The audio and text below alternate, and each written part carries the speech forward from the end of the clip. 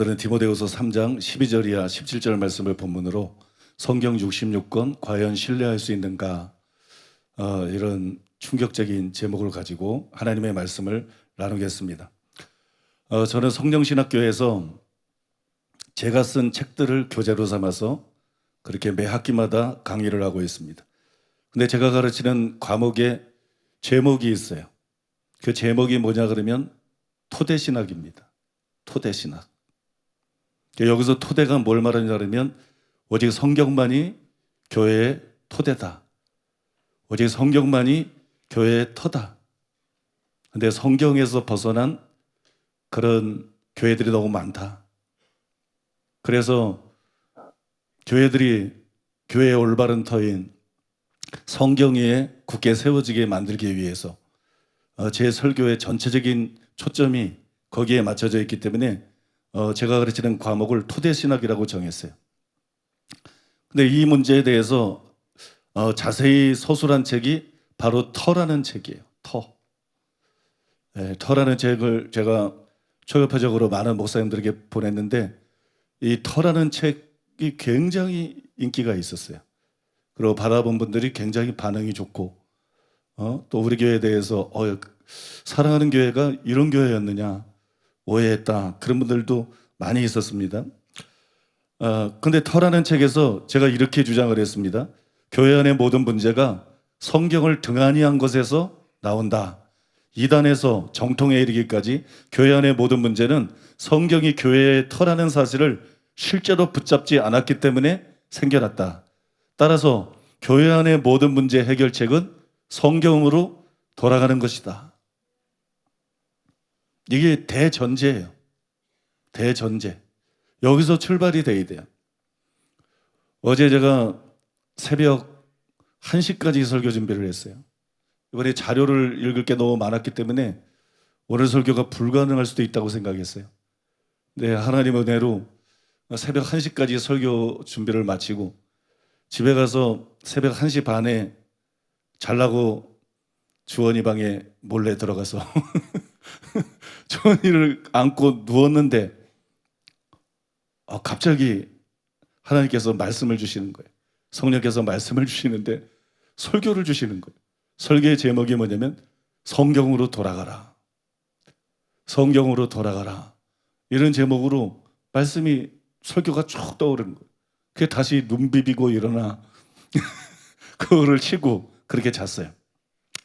아무튼 터에 나오는 얘기를 여러분들에게 말씀드렸는데 여러분들이 설명을 들어보시면 그러면 이 지적이 사실이라는 것을 알 수 있어요.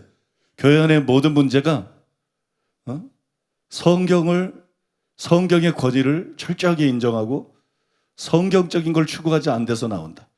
그래서 성경으로 되돌아가는 것이 교회 안의 모든 문제 해결의 첫걸음이다. 1. 성경의 무엇인가를 가감하여 생겨나게 된 이단들. 2. 교회를 황폐케 한 신신학과 해방신학. 3.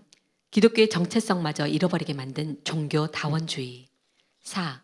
동성애를 받아들인 미국과 유럽 교회들의 배교와 탈선. 5. 교리와 전통을 성경에 올려놓고 있는 많은 교회들. 6. 역사 속의 성자들과 신비가들이 받은 계시에 대한 맹신. 7. 우리가 사는 동시대에 일어난 입신이나 영적인 체험에 대한 맹신.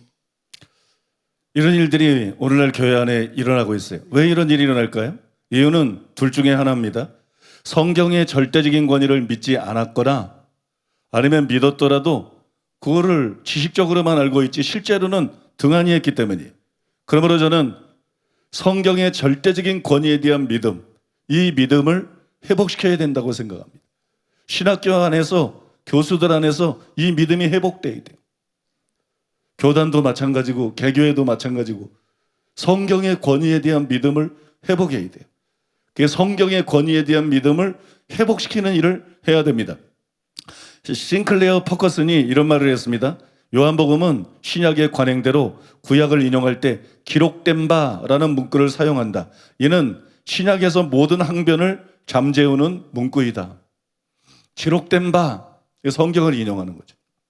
기록된 바, 이것은 신학에서 모든 항변을 잠재우는 문구다. 요즘은 교회들이 꼭 그렇지 않은 것 같아요. 제가 어렸을 때에는 교회에 어떤 문제가 있거나 일이 있어서 서로 이렇게 의견을 주고받고 논쟁을 합니다. 그러다가 누군가가 말해요. 목사님이 이렇게 말했어. 그러면 끝이에요. 목사님이 이렇게 말씀하셨어. 그러면 서로 논쟁하던 사람이 네 편 내 편 없어. 그냥 그거로 끝이야. 여러분, 하나님의 말씀은 7배나 더 그레이드예요. 하나님의 말씀은 7배나 더 그레이드입니다. 모든 교리와 실천의 영역에서 성경이 최고의 권위를 가져야 됩니다. 그래서 성경적인 증거를 들이대면 그것으로 모든 논쟁이 끝이 나야 돼요. 그러나 불행하게도 그렇지가 않은 것이 우리나라의 현실이에요. 연이어서 싱클레어 포커스는 이렇게 말했습니다. 강조되어야 할 점은 성경의 권위에 대한 그러한 호소는 올바로 해석된 성경에 대한 호소라는 것이다. 예수님과 사탄의 광야 대결이 강조해 주듯이 잘못 해석된 성경은 더 이상 하나님의 말씀이 아니다. 앞에서 읽어드린 것은 자유진영에 주로 해당되는 지적이에요. 그 다음에 방금 읽어드린 것은 보수주의 진영에도 해당이 됩니다. 왜냐하면 보수적인 교회들 안에서조차 성경보다 개교단의 교리를 높여요. 그 교리가 잘못된 거고 성경적으로 이것이 옳다는 것을 명확하게 증명을 해도 꿈쩍도 하지 않아요. 그것이 옳다는 걸 알면서도 계속 교리 얘기만 해요. 또는 계속 전통 얘기만 해요. 무엇이 진짜 성경적인 것인가? 무엇이 진짜 성경적인 진리인가? 여기에 관심조차도 없어 보여요. 너무 교리적이고 전통적이에요. 이런 일들이 불행하게도 교회 안에서 왕왕 일어나고 있어요. 그래서 성경의 권위에 대한 믿음이 회복이 되어야 한국교회의 미래가 있다는 거예요. 그리고 한국교회가 바뀔 수 있다는 거예요. 성경의 권위에 대한 믿음이 온전히 회복이 되어야 되는데, 근데 이 일에 가장 큰 걸림돌이 있어요. 그 걸림돌이 뭐냐 그러면 정경의 결정 문제입니다. 정경의 결정 문제. 이게 가장 큰 결림돌이에요. 그래서 제가 오래전부터 정경의 결정에 대해서 신뢰를 줄 수 있는 가르침이 필요하다. 성경을 계속 우리가 정경을 가르치는 거잖아요. 이 성경을 계속 가르치고 배우고 이 일을 하기 전에 이 정경의 결정이 신뢰할 만한 것이라든 성경이 정말 절대적인 권위를 갖고 있다는 이거를 충분하게 납득시킬 수 있는 그런 설교가 필요하다. 또 그런 책을 반드시 써야 된다. 그 필요성을 절감을 하고 제가 오래전부터 커다란 부담감을 느꼈어요. 이 일을 교회의 미래를 위해서는 반드시 해야 된다. 그냥 은혜스러운 설교만 계속해서 될 문제가 아니라 근본적으로 이 문제를 해결해야 된다. 근데 과연 그게 가능할까? 뭐 십계명이야 하나님이 직접 손으로 써주셨으니까 누가 뭐라 그러겠어요? 예수님의 말씀이야 제자들이 듣고 직접 기록했으니까 사복음서에 예수님 말씀 정상이라면 누가 뭐라 그러겠어요? 그러나 여러분 정경의 결정은 교회 협의회에서 초대교회부터 내려온 수많은 책들이 있는데 그 중에 일정 부분을 선택해서 이건 성경이고 이건 성경이 아니다. 그래서 66권이 지금 내려오고 있는 거잖아요. 그 사람들의 결정을, 그 목회자들의 결정을 우리가 어떻게 믿을 수 있는가? 그 사람일 뿐인데 그 신학자들의 결정을 우리가 어떻게 믿을 수가 있는가? 이런 문제에 봉착하게 되면 성경의 권위가 실추가 돼버리는 거예요. 성경의 어떤 절대적인 권위에 균열이 생기는 거예요. 그래서 이 문제를 납득할 수 있도록 설명을 해야 되겠는데, 증명을 해야 되겠는데 그게 과연 가능하냐? 그런 의문이 있었어요. 그러던 어느 날 성령신학교에서 강의를 하고 있는데 타교단 목사님이 질문을 제기했어요. 그 타교단 목사님 참석했다고 제가 질문을 했는데 구약이나 신약이나 많은 위경과 외경이 있습니다. 위경이 있고 외경이 있어요. 위경이라 그러는 것은 전체가 인정하지 않는 거짓된 책. 외경이라 그러는 것은 일부는 인정하고 일부는 인정하지 않는 책. 정경이라 그러는 것은 교회 전체가 이 책은 하나님의 말씀이다. 그런 합의에 도달한 책이 바로 여러분 정경이에요. 위경이 있고 외경이 있고 정경이 있어요. 구약이나 신약이나 많은 위경이 있어요. 또 많은 외경이 있어요.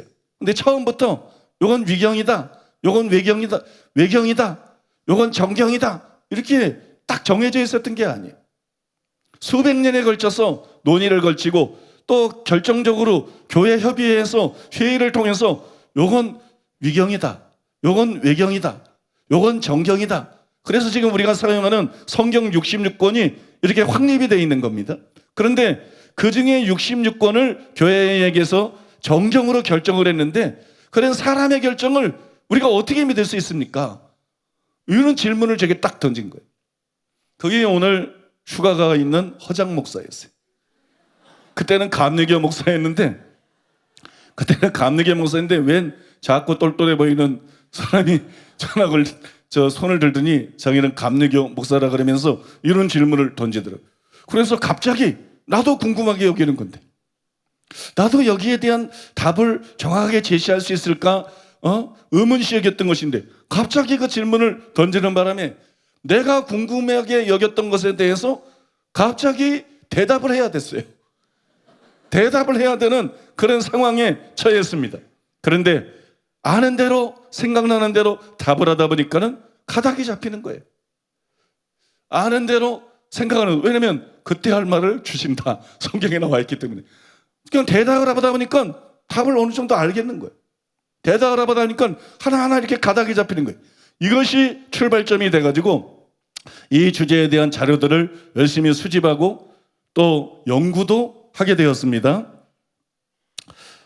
그러면 다른 사람들은 이 일에 별로 관심을 안 갖는데 이런 주제 가지고 설교하는 목사님도 거의 본 일이 없을 터이고 다른 사람 또 다른 목회자나 신자들이나 이런 일에 관심을 갖지 않는데 왜 목사님은 저런 일에 관심을 가질까? 그리고 다른 사람은 관심을 갖지 않은 이 문제가 왜 그토록 중요한가? 왜 그토록 중요한가? 절대적으로 중요합니다. 아주 결정적으로 중요합니다. 그것은 뿌리 깊은 나무가 흔들리지 않는다 이런 말이 있죠. 뿌리 깊은 나무는 흔들리지 않는다. 성경 66권이 정경임을 확신하고 그 위에 굳게 서야 교훈의 풍조에 밀려서 요동하지 않을 수 있어요. 또 실족하지 않을 수 있습니다. 수많은 잘못된 이론에 속아서 실족하지 않을 수 있어요. 예를 들어보겠습니다. 좀 극적인 예를 들어보면 가톨릭이 왜 종교 다원주의에 물들었을까요? 그럼 왜 이렇게 됐느냐? 그것은 교황의 권위를 성경의 권위보다 높였기 때문이에요. 죄인인 흠이 많은 한 인간에 불과한 그 교황을 하나님의 거룩한 말씀 성경보다도 높여버렸어요. 교황의 권위가 성경보다 높아요. 그러니 성경이 뭐라고 말하든 교황 하나가 잘못 판단하면 가톨릭 교회가 어디로 갈지 모르는 거예요. 그래서 지금 시골창에 빠져 있는 것이 바로 여러분 가톨릭 교회입니다. 또 거해가 기독교 국가들이었던 유럽의 교회들이 왜 이렇게 붕괴가 되었을까요?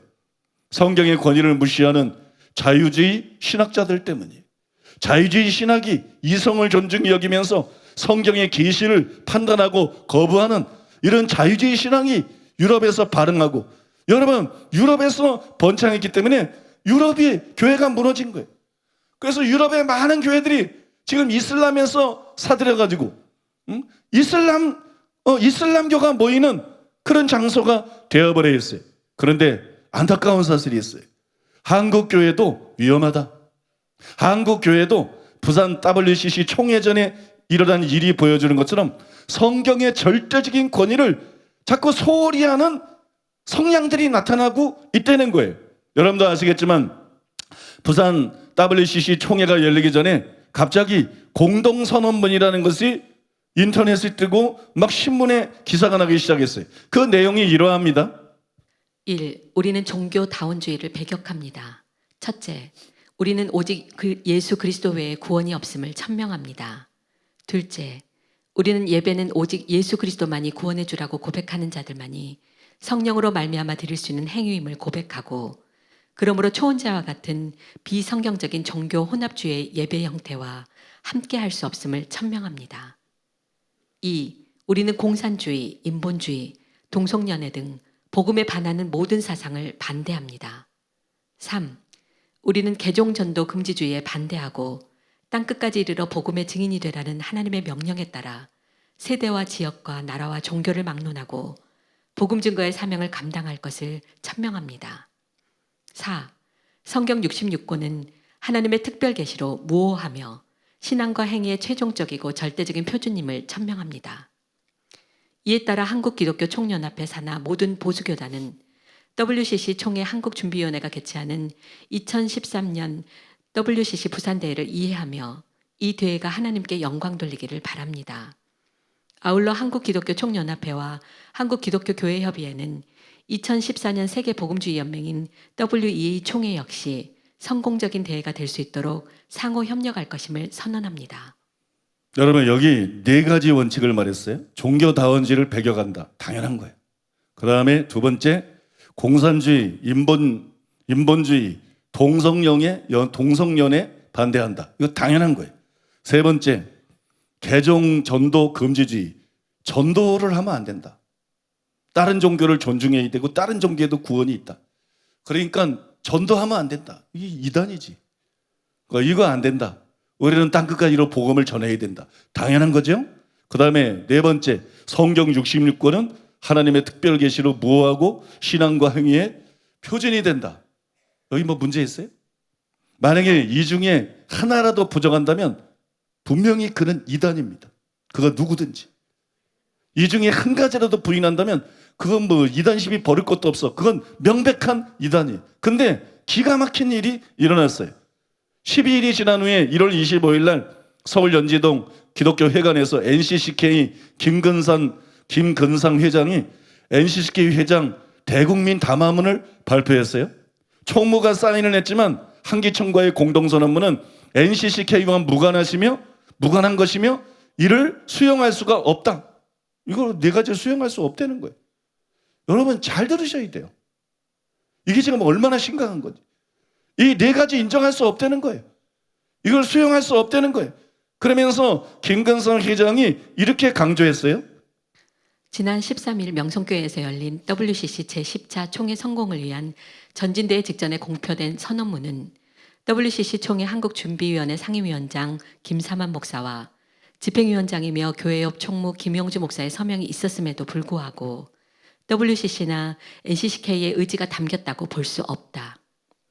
우리가 지향하는 정신인 오이쿠멘의 에큐메니컬이라는 연합 일치의 정신은 어느 형태의 교회에게도 문을 활짝 열자는 것이고 그러한 연합과 일치를 위한 행동이 어느 경우에라도 경계심을 가지거나 적개심을 가질 수 있는 어떠한 제한적 조치도 포함돼서는 안 되며 따라서 이번 113 선언문의 형식과 제한적 조치들은 에큐메니컬 정신에 따르더라도 수용할 수 없다.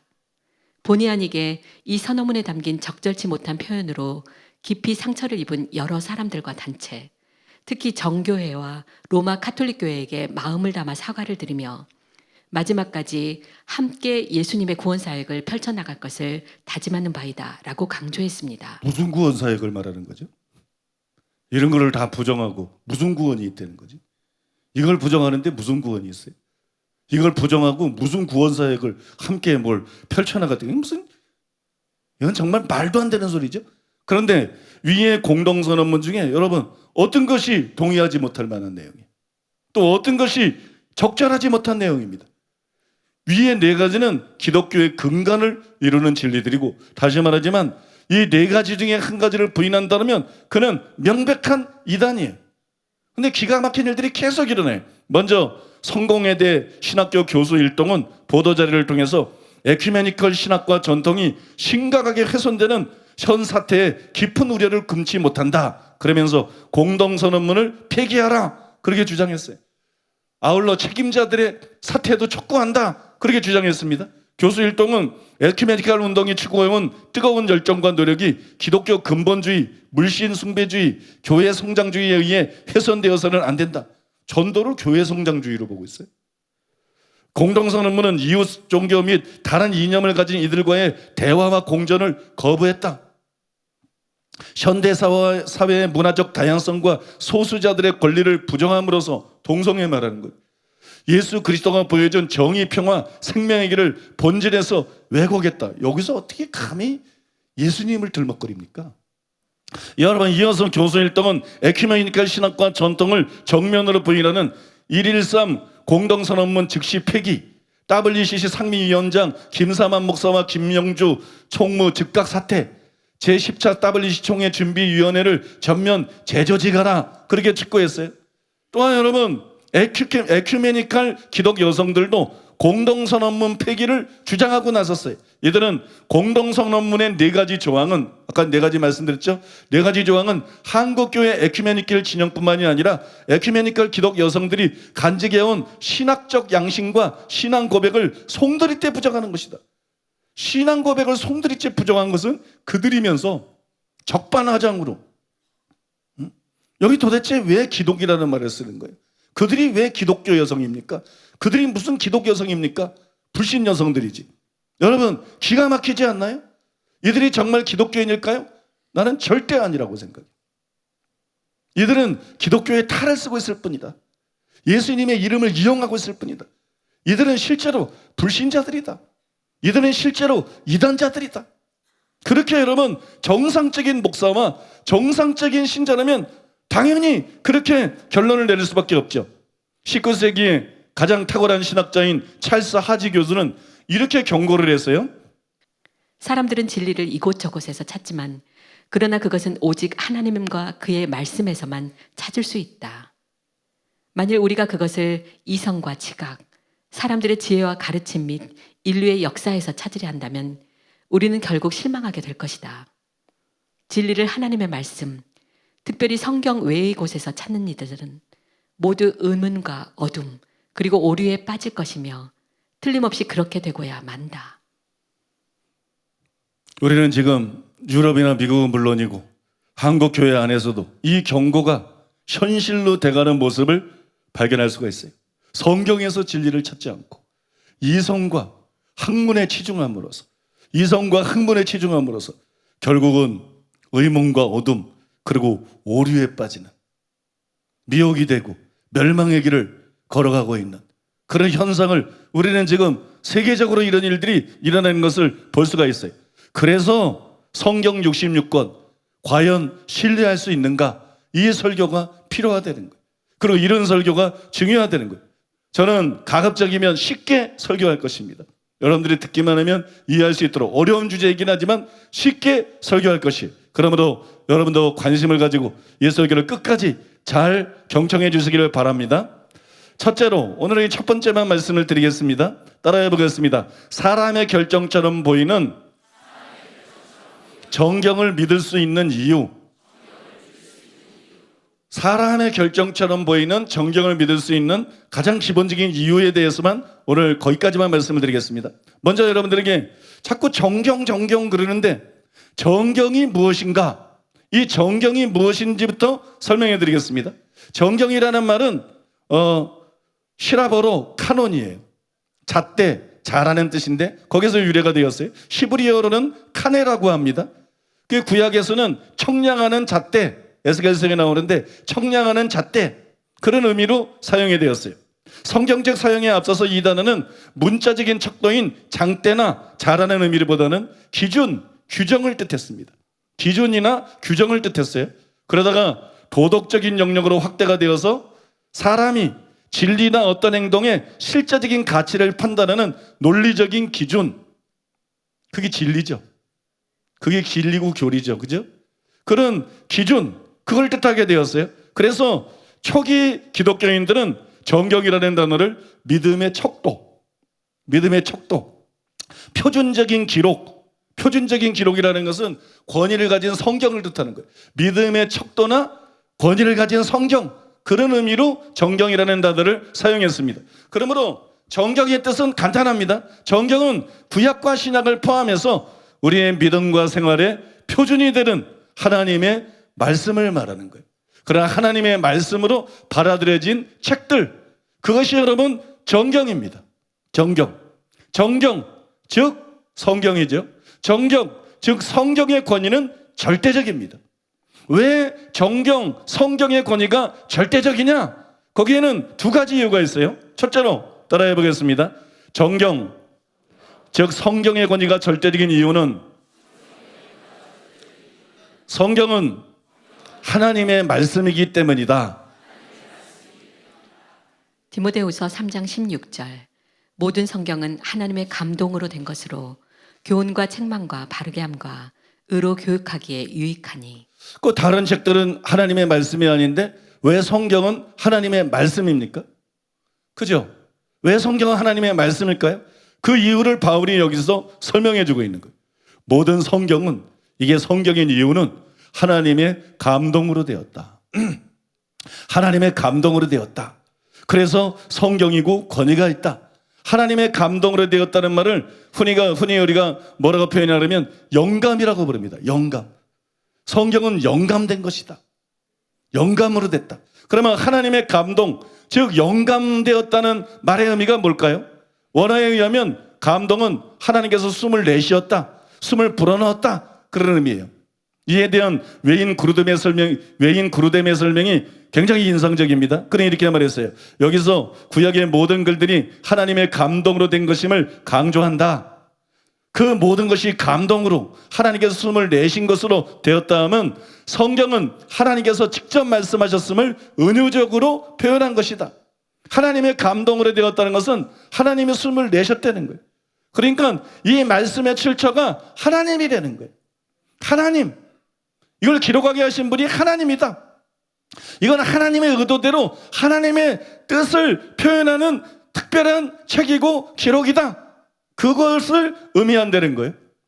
추가로 제 개인적인 견해를 말씀드리면 르아움, 호흡을 불어넣은 거예요. 그런데 이 호흡은 영, 바람, 여러분 성령을 뜻하는 거예요. 또한 성령을 뜻하는 거예요. 그래서 저는 하나님의 감동으로 기록되었다. 하나님의 호흡이 불어넣어 주심으로 기록되었다. 이게 결국 말하는 게 뭐냐? 저는 간단하다고 생각합니다. 하나님의 성령의 감동으로 기록이 되었다. 성경은 성령의 감동으로 기록되었다. 이것이 여러분 다음 성경 구절에 보면 분명하게 나타나 있어요. 베드로후서 1장 20절로 21절. 먼저 알 것은 성경의 모든 예언은 사사로이 풀 것이 아니니 예언은 언제든지 사람의 뜻으로 낸 것이 아니요 오직 성령의 감동하심을 받은 사람들이 하나님께 받아 말한 것입니다. 그죠? 여기 나와 있잖아요. 성경이 뭘 어떻게 된 거예요?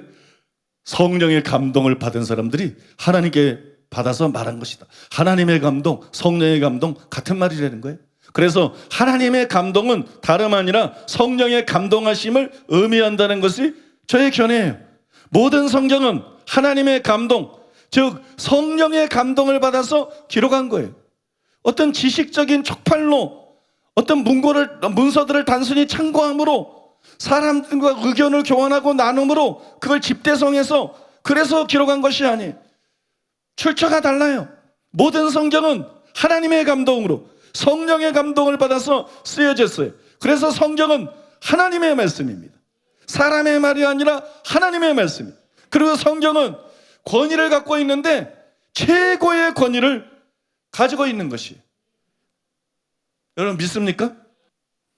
여러분 하나님의 말씀을 사모하는 분들 되시기 바랍니다. 하나님의 말씀을 사모하고 하나님의 말씀을 잘 듣는 여러분들 되시기를 예수님의 이름으로 축복합니다. 두 번째로 따라하겠습니다. 정경, 즉 성경의 권위가 절대적인 이유는 성경이 완전하기 때문이다. 사무엘하 22장 31절. 하나님의 도는 완전하고 여호와의 말씀은 진실하니 그는 자기에게 피하는 모든 자에게 방패시로다. 시편 18편 30절. 하나님의 도는 완전하고 여호와의 말씀은 순수하니 그는 자기에게 피하는 모든 자의 방패시로다. 시편 19편 7절. 여호와의 율법은 완전하여 영혼을 소성시키며. 하나님의 말씀은 완전하다. 이 말이 얼마나 충격적인 말씀인 줄 아세요? 성 프랜시스, 성 비오, 인도의 성자 썬다싱, 그들의 삶과 간증을 얼마나 대단한 분들입니까? 얼마나 예수님을 닮은 분들이에요. 그러나 그분들의 가르침은 완전하지 않다는 걸 아십니까? 많은 오류들을 포함하고 있다는 걸 아십니까? 여러분, 또 세계적인 많은 신학자들, 우리가 존경하는 김세윤 교수님이나 비롯해서 더글라스 무나 많은 학자들이 있어요. 근데 그분들의 책들조차도 완전하지 않다는 걸 아십니까?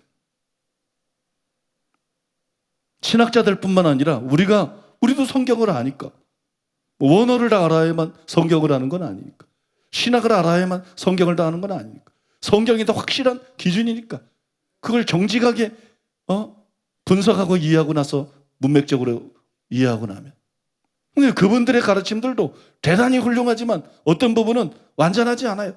불완전하다는 거예요. 여러분 케네스 해긴 목사님이 얼마나 대단합니까? 얼마나 훌륭합니까? 그래도 그분의 책이 얼마나 은혜스러워도 그분의 책도 잘못된 것들이 있어요. 불완전한 것들이 있어요. 명백히 잘못 해석하는 것들이 있어요. 그런 것들이 심각한 수준은 아니지만 여기저기 부분이 있어요. 누구도 예외가 없다는 거예요. 나도 마찬가지고 나는 안 그런 거 나도 마찬가지지. 내 설교에도 잘못된 게 있어요. 내 책에도 잘못된 게 있어요. 불완전한 게 있어요.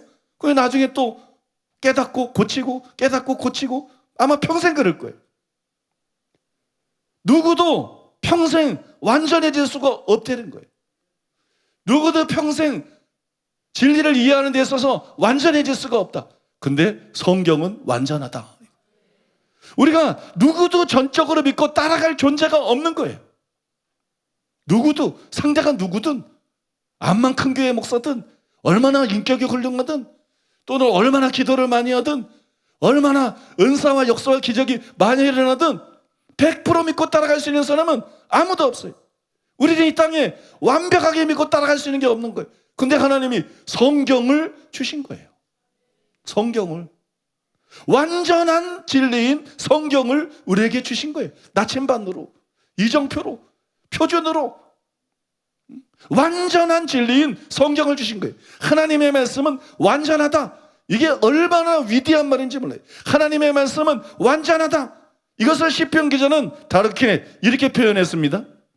시편 12편 6절 여호와의 말씀은 순결하며 흙도가니에 7번 단련한 은 같도다. 여호와의 말씀은 순결하며 흙도가니에 7번 단련한 은과 같도다. 은을 도가니에 넣고 7번이나 단련한다고 상상을 해보세요. 한 번만 단련해도 되는데 은을 도가니에 넣고 7번을 불을 지펴서 단련하는 거예요. 어떻게 되겠어요? 불순물은 완전히 제거되고 순수한 은만 남을 것이에요. 그것이 바로 성경이다. 성경에서 사람의 생각, 이단사설, 잘못된 계시, 잘못된 이론, 잘못된 성경에서 이거는 완전히 제거된 거예요. 7번 단련한 은과 같이 완전히 제거가 되고 순수한 진리들만 남아있는 게 성경인 거예요. 그게 여러분 성경 66권인 것이에요. 성경에는 불순물이 전혀 없어요. 비진리가 전혀 없어요. 그래서 야게 아들 아굴은 잠언 3.5절에 보니까 하나님의 말씀은 다 순전하며 그렇게 말합니다. 하나님의 말씀은 순전하다. 다 순전하다. 시편 119편 160절에 보면 주의 말씀의 강령은 진리오니 그랬어요. 주의 말씀의 강령은 진리오니 주의 의로운 모든 규례가 영원하리이다. 1.1핵도 없어지지 않는다는 거예요. 절대로 성경은 변개되지도 않고 폐해지지도 않는다는 거예요. 예수님이 호언하신 대로 1.1핵도 더 땅에 떨어지지 않는다는 거예요. 그거 왜 그러냐? 주의 말씀의 강령은 진리입니다. 그러면 주의 말씀의 강령은 진리입니다. 이 말의 의미가 뭐예요? 성경의 말씀 중에서 어떤 것은 진리입니다. 성경 말씀 중에 대부분은 진리입니다. 이게 아니라는 거예요. 주의 모든 말씀의 강령은 진리입니다. 바꿔 말해서 하나님의 모든 말씀은 진리입니다. 하나님의 전체 말씀은 진리입니다. 창세기부터 요한계시록까지 나오는 모든 말씀은 다 진리입니다. 그런 얘기인 거예요. 여러분 디도서에서 사도 바울이 거짓이 없으신 하나님에 대해서 썼어요. 하나님은 거짓이 없어요. 히브리서 6장 18절에도 보면 하나님이 거짓말할 수가 없다. 거짓말하는 게 불가능하다. 그렇게 쓰여 있어요. 하나님은 거짓말하실 수가 없어요. 그런데 성경은 하나님의 말씀입니다. 그래서 성경에는 거짓이 없어요. 성경에는 다 참이에요. 성경에는 다 진리예요. 여러분 믿으십니까? 성경에는 거짓이 없어요. 성경에는 오류가 없어요. 성경은 다 진리고 성경은 다 참이에요. 성경은 완전하다는 것입니다. 성경은 완전한 진리다. 그래서 여러분, 우리는 성경의 절대적인 권위를 믿어야 되는 거예요.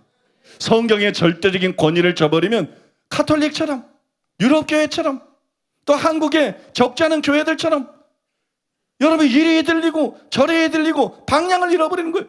아까 그 WCC 그것처럼 여러분 그런 주장을 하고 그런 믿음을 가지고 예수님 이름을 말하면서도 완전히 마귀의 자식, 지옥의 자식이 돼 있고 자신만 지옥 갈 뿐만 아니라 소경에 소경인다면 둘 다 그렁텅이에 빠진다고 수많은 순진한 영혼들을 함께 지옥으로 데려가는 마귀의 종들이 되어버리는 거예요. 이것이 여러분 성경의 절대적인 권위를 인정하지 않는 여기서부터 틈이 생긴 것이라는 거예요. 여기서부터 균열이 생기고 여기서부터 시작이 된 것이라는 거예요. 그래서 성경의 절대적인 권위를 믿는 것이 사활적으로 중요하다는 거예요. 성경은 하나님의 말씀입니다. 성경은 완전합니다. 성경은 완전한 진리입니다. 그래서 절대적인 관의를 가진 정경이 된 것이에요. 그러면 성경 66권, 특히 신약 27권은 언제 정경으로 인정을 받았을까요? 주 367년, 주 367년에 쓰여진 아타나시우스의 부활절 서신이 있어요.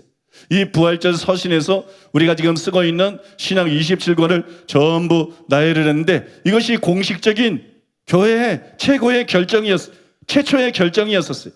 라틴 교회는 AD 382년에 로마에서 모인 회의에서 신약 27권을 구체적으로 지적하면서 그것들만이 신약의 정경이다, 그렇게 결정을 했습니다. AD 393년 시포의 회의와 AD 397년 칼타고 회의에서도 AD 382년 로마 회의에서 결정한 것, 구약 성경과 신약 27권 이것만이 정경이다, 이 결정을 다시 인준을 했어요. 4세기 말에 이르러서 같은 결정이 계속 여기저기서 이루어졌습니다. 이때로부터 구약과 신약 27권이 교회의 정경으로 고정이 되었고 공식적으로 정경으로 인정을 받게 되었어요. 인정을 받아서 정경이 아니라 원래 하나님이 하나님의 감동으로 기록한 하나님의 말씀이고 표준이 되는 정경인데 이거를 사람들이 분별하고 속아내는데 이렇게 많은 시간이 걸렸던 게 300년이 걸렸어요. 300년. 이렇게 많은 시간이 걸려서 최종 결정을 하게 된 거예요. 근데 이게 바로 문제인 거예요. 이게. 여기에 의문이 있는 거예요. 과연 우리가 이 결정을 그대로 믿어도 되는 것일까? 이런 생각이 드는 거예요. 과연 그 결정이 정확하고 바른 것이었을까? 십계명처럼 하나님께서 직접 써서 주신 것이라면 의문이 있을 수가 없겠지만 그러나 정경 66권은 종교회의에서 결정을 했고 더구나 카톨릭과 개신교에서 사용하는 성경이 서로 달라요. 그죠? 카톨릭은 66권이 아니에요. 더 많아. 그래, 카톨릭과 개신교에서 정경으로 인정한 성경이 달라요. 그래서 더욱 혹시 정경으로 잘못 채택이 된 책이 있거나 혹은 정경 안에 포함되어야 되는데 제외된 책은 없나? 이런 의심이 생기는 게 당연한 거예요. 이상한 게 아니에요. 또 예수님이나 사도들이 직접 선택했다면 우리가 믿을 수 있지만 불완전한 사람들이 모인 교회 회의에서 결정한 것을 우리가 어떻게 믿을 수가 있겠는가? 어떻게 그걸 표준으로 삼고 우리가 그 말씀에 기대어서 신앙생활을 할 수가 있겠는가? 여러분, 이런 생각을 떨쳐버리기가 힘든 것이 사실입니다. 그래서 정경 결정에 대한 신뢰할 수 있는, 납득할 만한 그런 설명이 요구가 된다는 거예요.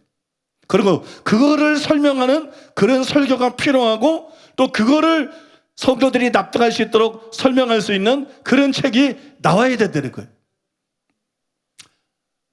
지금 여러분 제가 하고 있는 것이 바로 마르학자들의 또 도움을 받고 책들을 참고하면서 여러분 그 작업을 나름대로 하고 있는 거예요. 그 작업을 하고 있는 거예요. 이제 저는 그 첫 번째 답을 여러분들에게 드리려고 합니다. 제가 첫 번째로 여러분에게 드릴 답은 따라해 보겠습니다. 하나님께서 살아계시고 역사를 주관하고 계신다. 믿으십니까? 하나님께서 살아계시고 역사를 주관하고 계신다. 그러므로 하나님의 섭리를 믿어야 된다는 거예요. 성령신학교 강의 중에 타교단 목사님의 질문을 받았을 때 저는 이렇게 대답했습니다. 우리는 하나님의 섭리를 믿을 수밖에 없습니다. 구약의 정경성의 경우 예수님이 이 땅에 오셔서 직접 가르치셨습니다. 또 하나님께서 사용하신 12사도와 바울 등 많은 사도들과 선지자들이 있었습니다. 만약 구약의 정경이 잘못되어 있었다면 살아계신 하나님께서 그분들을 통해 말씀하지 않았겠습니까? 신약 정경도 여러 종교회의를 통해 정해진 것이지만 같은 입장을 가질 수 있습니다. 만약 정경으로 결정된 책 중 어떤 책이 잘못되었다면 하나님께서 어떤 형태로든 말씀하지 않았겠습니까? 구약시대와 마찬가지로 신약시대에도 참된 사도들과 선지자들이 매 시대에 있었는데 하나님께서 그들을 통해 말씀하지 않았겠습니까? 다른 것들에 대해서는 수없이 계시하신 성령님께서 왜 그 문제를 바로잡지 않으시겠습니까? 교회의 터가 되는 정경의 확정 문제를 살아계신 하나님께서 방관하셨겠습니까? 그렇게 생각하는 것은 너무나도 비이성적인 것입니다. 그러므로 우리는 하나님의 다스리심과 섭리를 가장 확실한 증거 중의 하나로 받아들여야 합니다. 우리는 하나님을 신뢰해야 합니다. 여러분, 성경에 보면 하나님의 영으로 인도함을 받는 사람은 하나님의 아들이라는 말씀이 나와요. 성령께서 우리들 각 사람의 삶을 인도하십니다. 하나님께서 우리 각 사람의 삶에 계획을 갖고 계시고 여러분 성령을 통해서 우리에게 말씀하시고 우리를 인도하시죠. 여러분 사도 바울도 성령의 인도를 받아서 그 선교 사역을 했어요. 예수의 영이 허락지 않는지라. 또 환상을 보고 마게도냐로 가서 선교하라는 뜻이구나. 하나님의 인도를 받아서 살았어요. 그런데 개개인을 인도하는 하나님께서 교회 전체를 인도하시지 않겠는가? 그 다음에 교회 전체의 신앙의 근간이 되는 정경의 결정 문제에서 하나님께서 손 놓고 계시겠는가? 하나님께서 그거를 주관하시고 역사하지 않겠는가? 그건 하나님이 계시지 않거나 하나님이 살아계시지 않거나 하나님의 사랑이 아니거나 하나님이 우리에 관해서 무관심하고 무책임하다면 있을 수 있는 일이지만 하나님이 살아계시고 하나님이 역사의 주관자이시고 하나님이 우리를 사랑하시고 우리에게 관심을 갖고 계신다면 그런 일은 일어날 수가 없다는 거예요. 그래서 우리는 하나님의 섭리를 믿어야 된다는 거예요. 저는 이 설교를 준비하면서 여러 학자들이 저와 같은 말을 했다는 것을 발견하게 되었어요. 많은 학자들이 같은 주장을 했다는 것을 알았습니다. 먼저 우리나라의 권영경 교수님은 성경이 하나님의 말씀이라는 고백은 이 역사적 과정에 정경을 정하는 과정에 하나님의 간섭이 있었다는 고백을 포함한다 그랬어요. 또 듀 토이시라는 학자는 하나님의 섭리로 정경이 형성되고 편찬되었다. 뭐로요? 하나님의 섭리로. 우리가 정경을 연구할 때 정경 형성 과정 속에 나타난 하나님의 섭리를 식별할 수 있어야 한다. 또 스톤하우스는 신적인 권위를 가진 성경의 개념 속에는 지존하시며 자족하신 창조주요 우주의 통치자이신 하나님에 대한 사상이 함축되어 있다. 성경 형성 과정에 우주의 통치자인 하나님이 관여하셨다는 거예요. 믿습니까? 거기에 섭리하시고 역사하셨다는 거예요. 또 웨인 그루뎀은 이렇게 말했습니다. 그렇다면 현재 우리가 보유하고 있는 성경의 정경이 옳다는 것을 어떻게 하는가? 하나님께서는 창조와 그의 백성 이스라엘을 부르심, 그리스도의 생애와 죽으심, 그리고 부활과 사도들의 사역과 저술 가운데서 역사하셨듯이 교회 시대에 사는 모든 그의 백성들의 유익을 위해 성경의 책들을 모아 보존하는 일에도 하나님께서 역사하셨다. 그렇다면 궁극적으로 우리는 현재 우리가 보유하고 있는 정경의 정확성에 대한 확신을 하나님의 신실하심에 두는 것이다. 하나님의 신실하심을 믿음으로써 우리가 이걸 믿을 수 있다. 결론적으로 현재 우리가 소유하고 있는 정경의 책들 중에 정경에 속하지 말았어야 하는 책이 있는가? 대답은 없다는 것이다. 우리는 지난 2000년 동안 하나님의 말씀이 아닌 것을 하나님의 말씀인 것으로 믿도록 그의 백성을 인도하지 않으셨을 우리 아버지 하나님의 신실하심의 확신에 근거를 둔다. 그렇다면 성경에 포함되어 있어야 함에도 빠진 책들은 있는가? 대답은 없다는 것이다. 다시 한번 강조하지만 그의 백성을 향한 하나님의 신실하심은 우리가 그를 온전히 의지하고 섬기는데 필요하다고 생각되는 부분을 하나도 빠지게 하지 않으셨을 것이라는 확신을 갖게 한다. 그렇게 말했어요. 여러분, 충분히 이해가 되고 수긍이 되고 납득이 되는 얘기죠, 그죠? 충분히 우리가 받아들일 수 있는 얘기예요.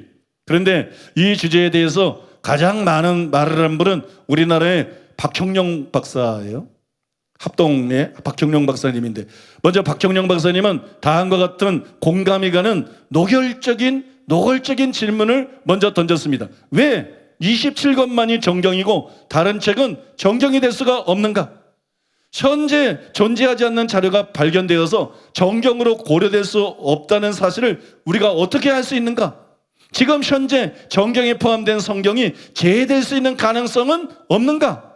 현 성경 속에 들어가서는 안 될 책이 들어가지 않았다는 것을 우리가 어떻게 알 수가 있는가? 이런 질문들은 진지하면서도 까다로운 질문들이다. 정경을 결정한 사람들이 우리와 같이 유효한 사람들인데, 비록 그들이 진지함을 가지고 결정했을지라도 그들의 뒤를 따르는 것이 잘한 것임을 우리들은 어떻게 알 수가 있는가?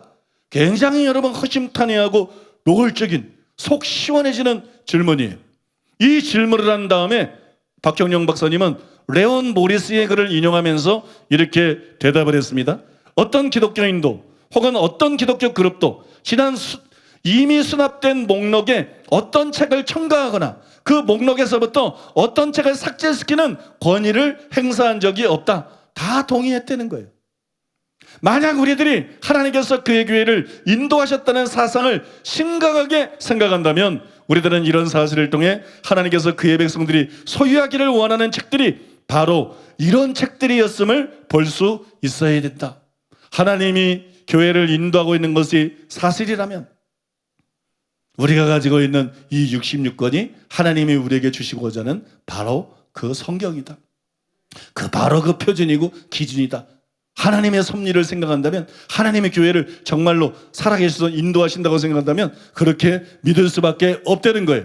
또 박형룡 박사님은 이렇게 말했습니다. 하나님은 정경의 형성 과정과 무관한 존재가 아니요, 역사를 주관하셔서 정경이 정경되게 하심으로 정경의 신적인 권위를 부여하셨다. 어떻게 해요? 역사를 주관하심으로. 우리는 정경을 하나님이 만들어주신 그대로 보는 것이다. 하나님은 자료의 수집, 즉 정경을 이용해서 자신이 정경임을 나타내신다. 하나님이 정경이라는 게 아니라 자료의 수집 가운데 역사적으로 하나님이 주관하시고 섭리하시고 역사하심으로써 이것이 정경인 것을 하나님이 드러내셨다는 거예요. 그러므로 정경에서 최고의 권위가 나타나는 것이다. 사실상 66권의 정황무호하고 상호 일치하는 책들이 수세기에 걸쳐 여러 저자들에게 저작되었다는 사실은 엄청난 성취인 것이다. 저자들이 서로 의논하고 기록한 것도 아닌데 이런 결과가 나타난 것은 하나님께서 성경 기록 과정을 주도하신 것이라고 말할 수밖에 없다. 또한 66권의 성경이 하나의 책으로 모아진 과정도 어쩐 외적인 힘이나 노력에 의해서 된 것이 아니오 순리적인 진전에 의해 모아진 것이다.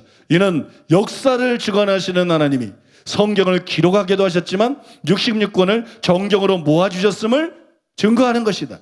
신약 정경 27권이 정경으로 결정되어진 그 발전 과정을 이해하기 위해서는 하나님이 역사를 주관하고 계시며 하나님의 성령의 특별한 인도가 있었다는 사실을 인식하지 않고는 바로 이해할 수가 없다. 마지막으로 하나만 더 소개해드리겠는데, 그 박형룡 박사님이 이 문제에 대해서 단정적으로 이렇게 말했어요. 우리는 스스로 이런 질문을 할 수 있다. 어떻게 내가 정경에 포함되어야 될 책이 하나도 빠지지 않고 다 포함되었음을 알 수가 있는가? 반대로 이미 정경에 포함된 책들 중에 들어가서는 안 될 책이 없는지 어떻게 알 수 있는가?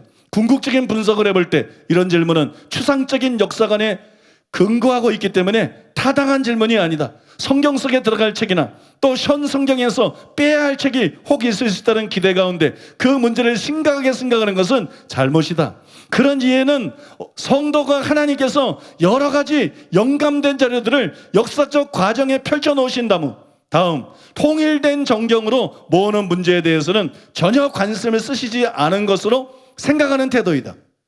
이런 태도는 하나님께서 각각의 제도를 주신 목적을 바로 이해하지 못한 잘못된 태도이다. 그런 개념은 하나님이 성경의 저자라는 사실을 부인하는 것이다. 하나님이 개별의 책의 저자이시긴 하지만 유한 교회가 수집을 하게 되었다고 생각하는 것이다. 그렇게 되면 신약의 신적 저작권을 가진 신약은 신적 저작권을 가진 인간의 명문 선집에 지나지 않는 것이다. 성경이 될 수가 없다는 거예요. 하나님께서는 성경 저자들을 부르시고 선택하셔서 그들에게 영감을 주시고 그들에게 특별 계시를 주심으로써 성경을 기록하게 하셨습니다. 그리고 하나님께서는 그 책이 아무렇게나 되도록 불완전한 인간들이나 목사들이나 종교 행위에서 그런 책들이 빠지기도 하고 또는 영감된 책이 아닌 것이 더해지게 되도록 그렇게 방치하신 분이 아니라는 것이, 하나님은 그렇게 무책임한 분이 아니라는 거예요. 하나님은 신실하시고 하나님은 우리가 신뢰할 수 있는 분이라는 것이. 그러므로 이제 성경 66권이 정경이라는 사실을 믿으시기 바랍니다.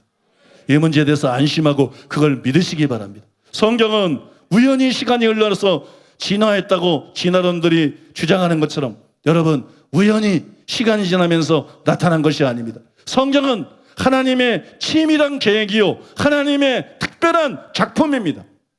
그래서 우리는 성경 66권 모두를 정경으로 받아들여야 되는 거예요. 정경으로 받아들이고 성경의 절대적인 권위를 인정해야 되는 거예요. 성경의 절대적인 권위를 인정하고 성경을 사랑하는 성도가 되어야 되는 거예요.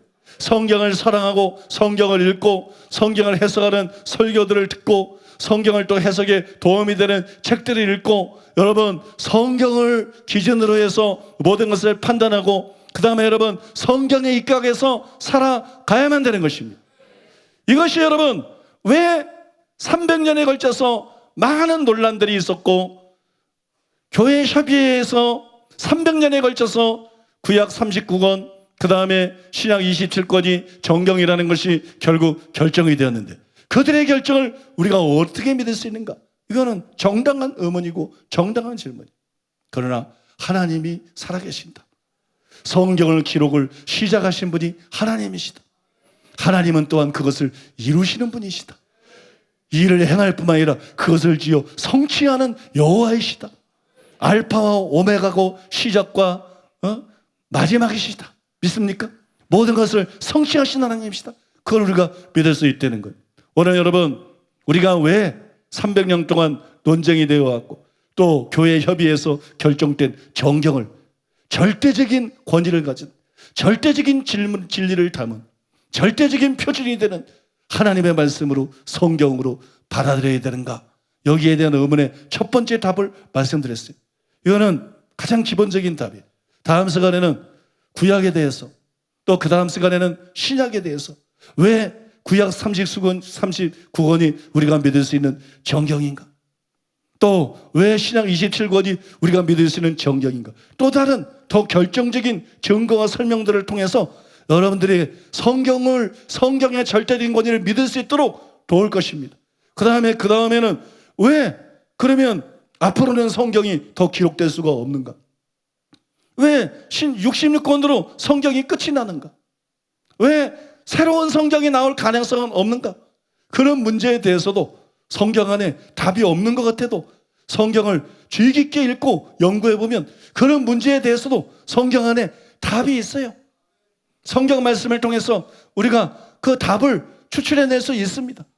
그래서 그런 문제에 대해서도 성경적으로 분명한 답을 여러분에게 드리고 이거는 또한 여러분들에게 설교하는 것이고 이 시대의 목회자들과 또 이 시대 교회들에게 설교하는 것입니다. 책으로 출판해서 또 이 책들이 팔려나감으로써 왜냐 그러면 아까 말씀을 드린 것처럼 이 설교 초기에 말씀드린 것처럼 모든 교회 안에 모든 문제의 근본 뿌리가 뭐냐? 성경의 절대적인 권위를 인정하지 않았기 때문이다. 신학자들이 이성을 중히 여기고 자꾸 성경까지도 이성으로 판단하고, 우리가 존경할 만한 유명한 신학자들도 바울을 다루는 걸 보면 너무 경거망당하는 걸 볼 수 있어요. 바울이 무슨 신학자인 자신과 같은가? 자신과 같은 수준인가? 너무 경거망당하는 걸 볼 수 있어요. 그래서 여러분, 그러면 안 됩니다. 성경의 절대적인 권위를 인정해야 됩니다. 하나님께서 그 목적을 위해서 인류 가운데 특별히 선택하시고 성경을 기록하게 하신 그 사도들과 선지자들의 절대적인 권위, 신적인 권위를 우리가 인정해야 됩니다. 믿습니까? 어떤 교수든, 어떤 신학자든, 어떤 목사든, 어떤 성인들이든, 어떤 기도를 많이 하고 어떤 영적 체험을 했든 우리는 여러분 그 권위를 인정하고 거기에 엎드려야 됩니다. 그래야 여러분 올바른 진리를 알 수 있고 우리의 영적인 안전이 답보가 되는 거예요. 믿습니까? 그래야 여러분 성도들을 생명의 길로, 영원한 길로 비로소 제대로 이끌 수 있는 것이고, 가톨릭이 바뀔 수 있는 것이고, 유럽 교회들이 살아날 수 있는 것이고, 한국 교회가 개혁될 수 있는 것이고, 목회자들이 달라질 수 있는 것이고, 성도들의 삶이 달라질 수 있는 것입니다. 여러분, 여기에서 출발해야 되는 것입니다. 이것이 여러분 가장 첫 번째 열쇠요, 키인 것이에요.